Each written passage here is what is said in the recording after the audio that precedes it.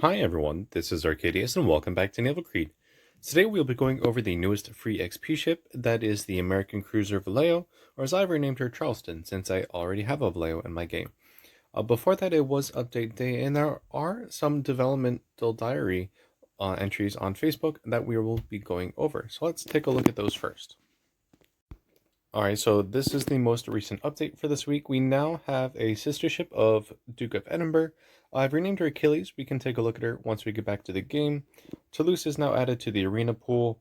Uh, Duke of Edinburgh has her detectability increased. Leon has also had her detectability increase. And then H39, 41, and 42 all have had increase in rate of fire, which is pretty nice. I have played H39 or Frede de Gros with the increased reload, and it is noticeable actually. It's very nice. Montana had some changes, and then Monterife had a little bit of a drop in matchmaking weight. I'm not entirely sure why, because that doesn't really do anything. Um, it just means she is now the same matchmaking weight as Shinomi at 9.5 instead of 9.6, which every other mid battleship of 9.0 and 10.0 is a 9.6. So again, I'm not really sure why that is, but there we go. And then this is the developmental dialogue. We are looking at a new Shimakaze prototype. We do have a little bit of stats here. We have two septuple torpedo tubes, which means there are 7 tubes per launcher, which is ridiculous considering Shimakaze has 5 tubes per launcher. And I think that's the most we have in the game right now. We don't have any 6-tube launchers, just the 5s. Experimental boiler, which may mean she has an interesting speed. We don't know. Just see here. Yep, we have the 3 twin 127s. We have 2 7-tube 24-inch torpedo tubes. It says it's a matchmaking weight of 8.9, which would actually make her, a tier 9 destroyer. So she would be there with Akazuki and Yukikaze. It's possible she's a ring point ship, which is fine because I'm not really that interested in her, honestly. More powerful torpedoes of all destroyers in the same matchmaking weight.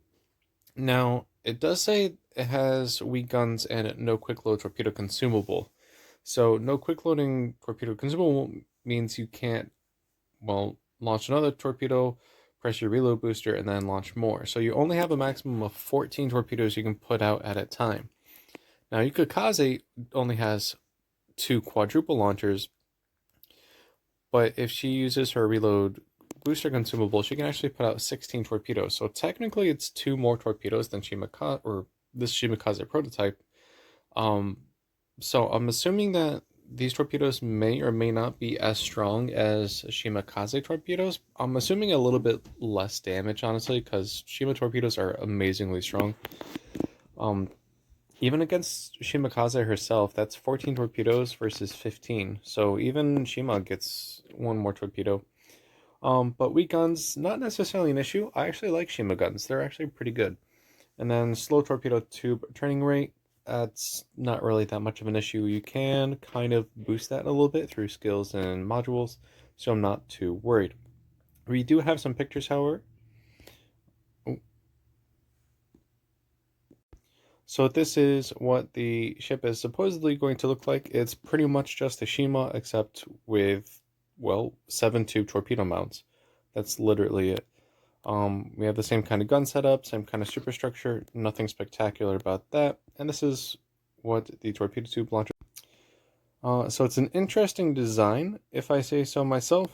I expect these actually to be pretty easy to hit, so you actually might lose these more often than other torpedo mounts, just because of their size. It'd be interesting to see how much they're armored up, because if they're very armored, then that doesn't really matter because you can hit them, but the armor will save them potentially.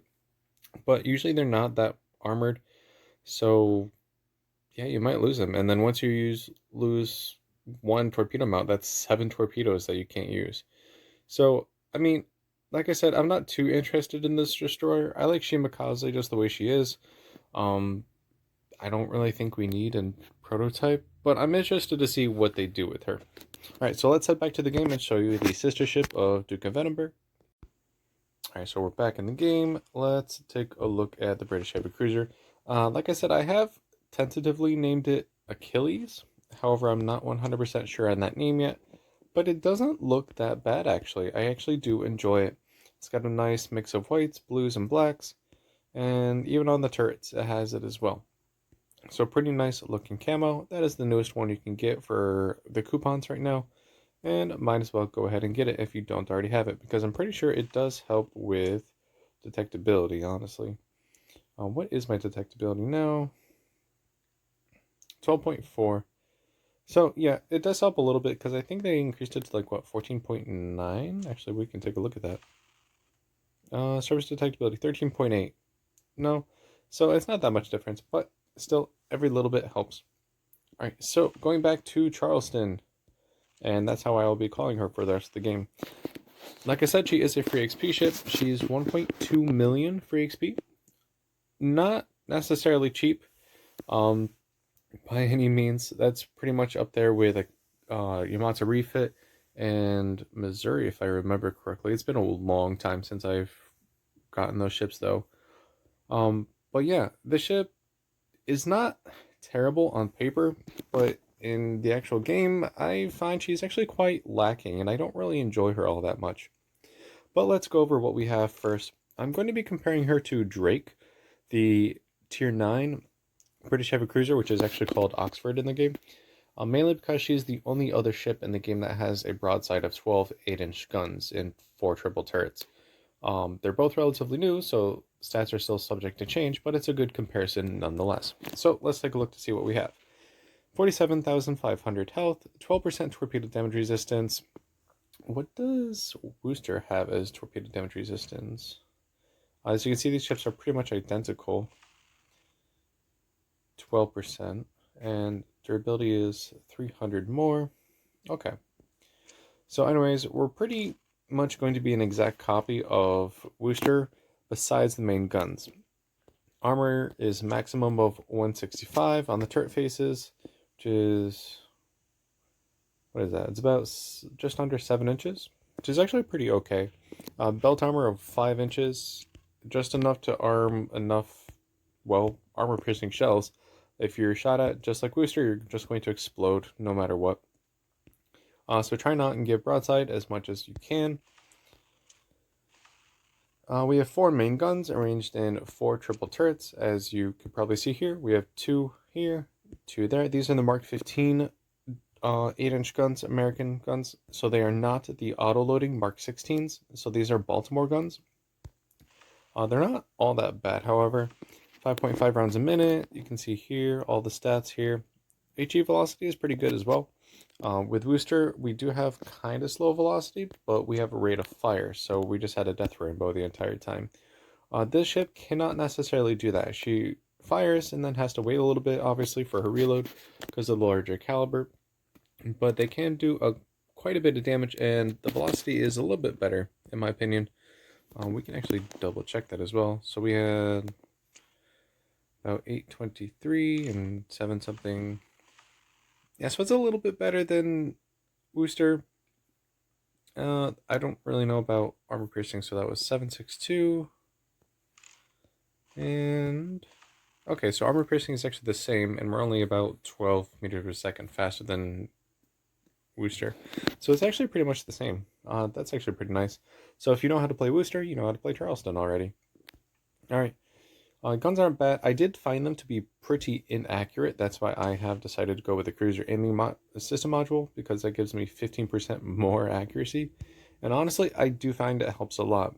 The turrets do turn a little bit slower than I'd like to, but if I go for rotation and reload, then I lose out on accuracy. And right now I'd rather have accuracy with the ship, because I need to stay at range, because I am a pincushion for armor-piercing shells. Main range. 17 kilometers, a secondary range of 5 kilometers. Let's actually figure out what those secondaries are, because I don't think this ship should have any. Yeah, we don't have any secondary range. Or secondaries. Okay, so that's interesting. So we have a ship with a secondary range, but no secondaries. That's nice. What else we have?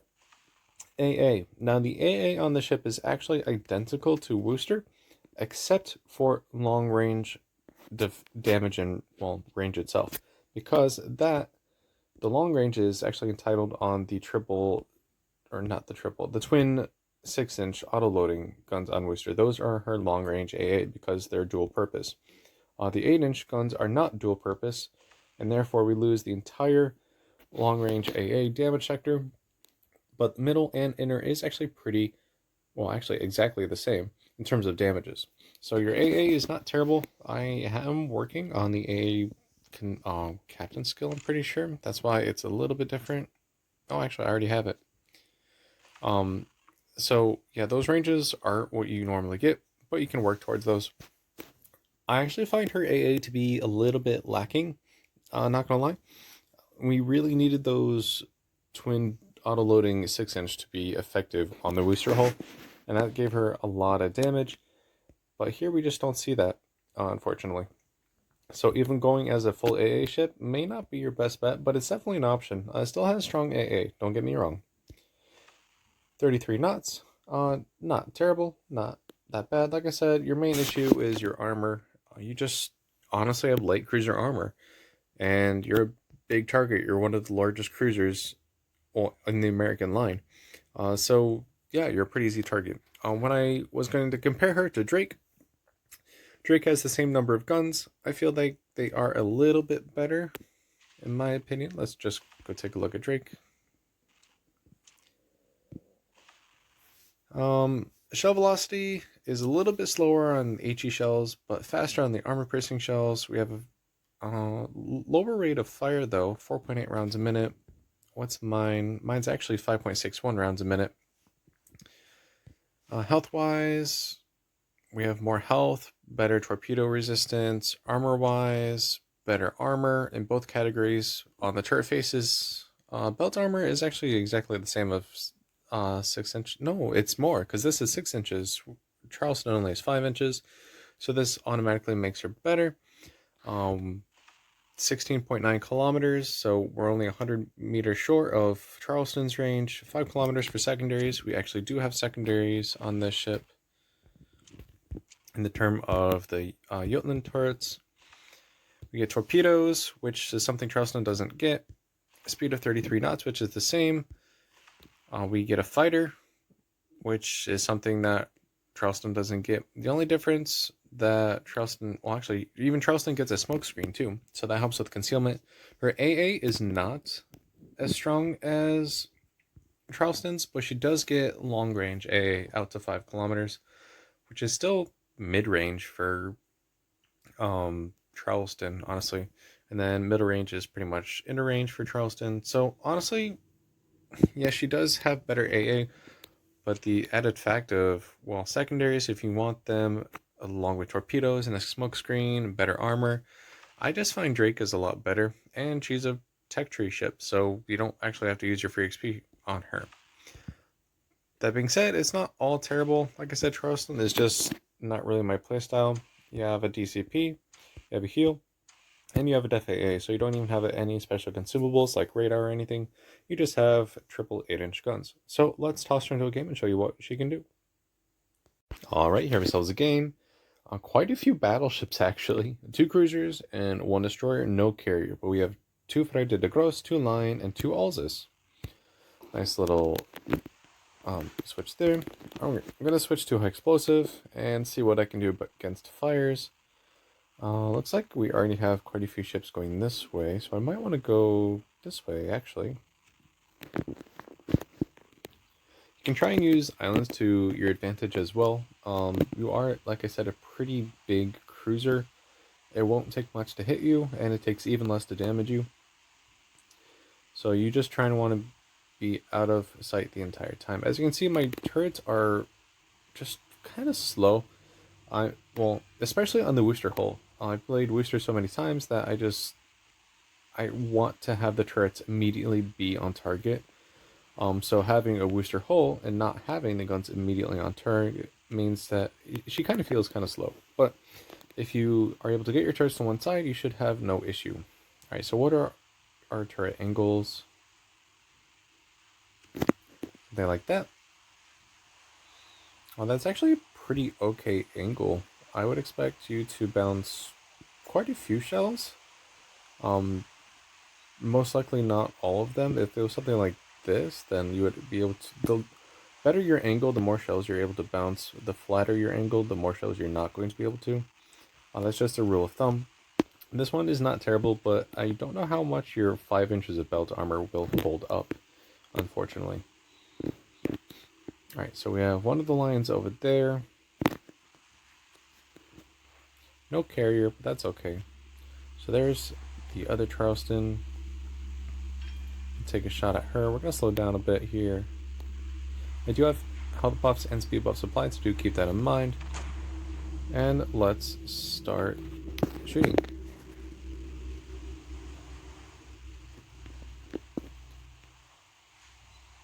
Immediately gets a fire. You could always just HE spam with this ship. It's not terrible. Like I said, I did focus her for accuracy as of right now. There's another fire. But if you go with reload and rotation and you don't really care about your accuracy, you could certainly just pump out as many high explosive shells as you want and try and get as many fires as possible. Damages aren't that bad either. But honestly, I still prefer Rooster. And Drake could do the same exact thing with the added benefit of a smoke screen. There's another fire, 10,000 damage though. That was pretty nice. The ship does take down cruisers fairly quickly, especially with her 12 guns. I'm not even using armor piercing at this time. This is just straight up high explosive.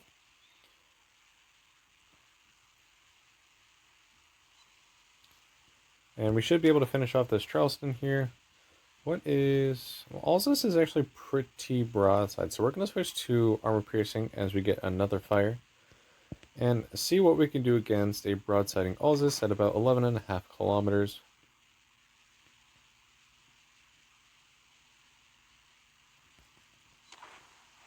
Not that much actually. There goes the Charleston.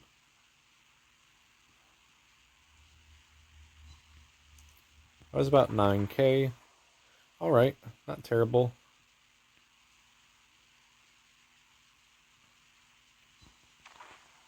$6k. I'm going to switch back to high explosive at this point.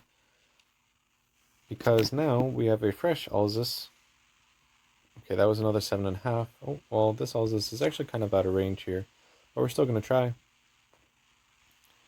And now we're actually going to have to start speeding up and getting back into the game here. See if we can just finish up this decal real quick. And this Alzus.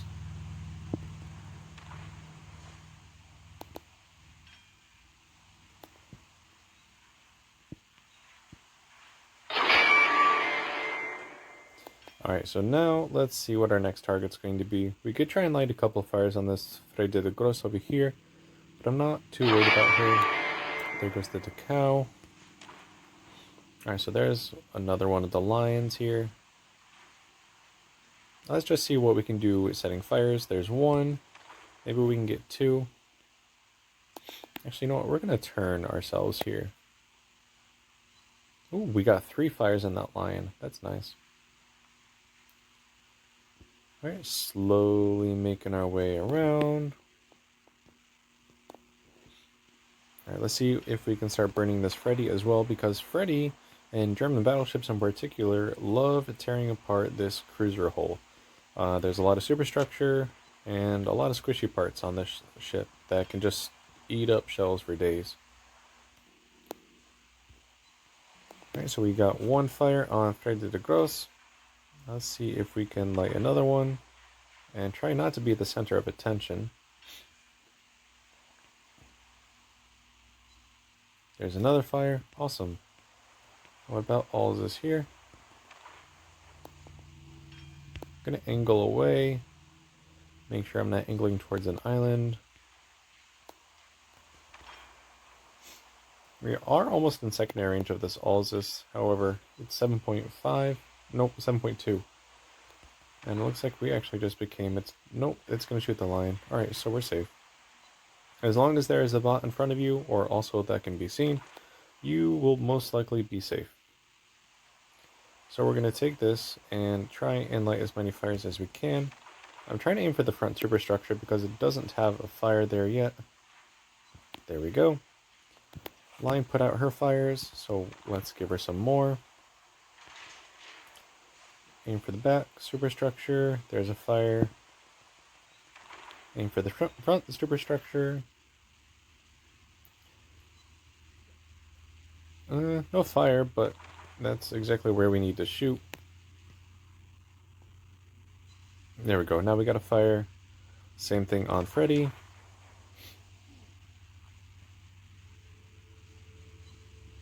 There's one fire. That was on the rear tower. And one more for the front. That was sank the lion. Or one of them, I should say. There's another fire. Actually... Ooh, we are being shot at. Nope, time to leave. Yep, because that's what happens. Oh, and we weren't locked onto the one ship we could see. Interesting.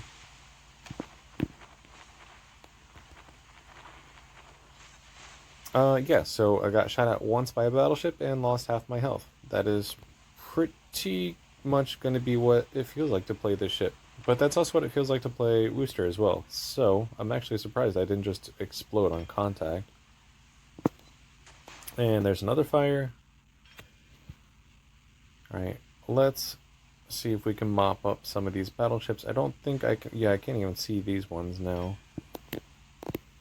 So we're just going to focus on this one. Because those two are probably dead as it is.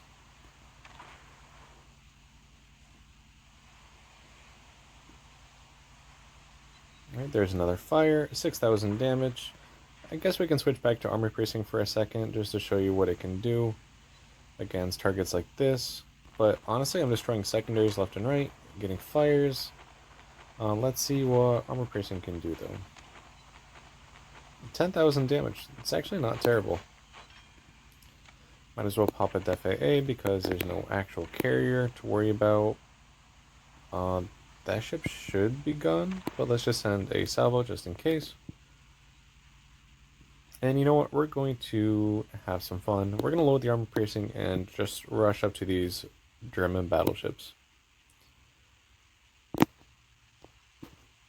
Alright, yep, that destroyer went down. We do have a heal already. I don't... Actually, I'll have to check to see if that is a quicker reloading heal or not, because that was pretty fast. Alright, we're going to finish this one off first. And we're going to take a lot of damage from secondaries here. This is not something I would do in any part of the game except late game. But that's just because these are the last two ships. They're not going anywhere. And we're getting tons of damage with our armor piercing now because we're at point blank range. It's at 18,000 damage. Yeah, so at anything other than point blank range, your armor piercing kind of feels meh. But we did a few good salvos. Alright, so let's take a look to see how we did. 353,000 damage, 6 ships sunk, 324 shell hits, 5 aircraft shot down, 18 fires, 3 modules destroyed, 15 defended caps, almost, well actually over 9,000 base XP and over 700 free XP as well. That was pretty good. So damages, 123,000 damage was in high explosive shells, 79,000 in armor piercing, so those last few salvos at the end did help a lot. Fires did almost 150,000 damage. That's more than all my HE shells combined. And then nothing for secondary battery because we don't have any, no torpedoes, no air bombs at all. So yeah, the fires are going to do a lot of work for you. And honestly, your HE shells are pretty good as well with the fast velocity, but your armor piercing can be pretty decent if you get to a range where it's actually useful, as you saw there at the end. That doesn't mean you have to rush to 3 kilometers every time, but for me, I kind of do because I don't really like the armor piercing. As you can see here, we got lots of damages on the battleships. So yeah, you just work over battleships a lot, burn cruisers down with a few salvos. We didn't get a chance to shoot any destroyers, but you can only imagine how 12 8-inch guns can do on a destroyer. You can pretty much one-shot them. It's not the best ship, in my opinion. I think there are a lot better free XP ships, such as Missouri, Louisiana, and Yamato Refit to begin with. But then, I mean, it's up to you, whatever your playstyle is. If you really like cruisers like this, go for it. I mean, it doesn't take that much of grinding to get it. Technically, I could actually get it all again if I wanted to. But I don't know. It's kind of a letdown. I don't play her that much. I may only have a few games, but that's all right. Uh, that does end this video. Join me next time while we go over the newest Tier 20 ship, and that is Yushen. She has had a few changes to her lately, so I've been pushing it off just in case something else happens. But we've gone a couple updates, I think, that nothing's changed. So I think she is going to be in her pretty much final form, and we'll be going over Yushen. So again, thank you so much for watching, and take care.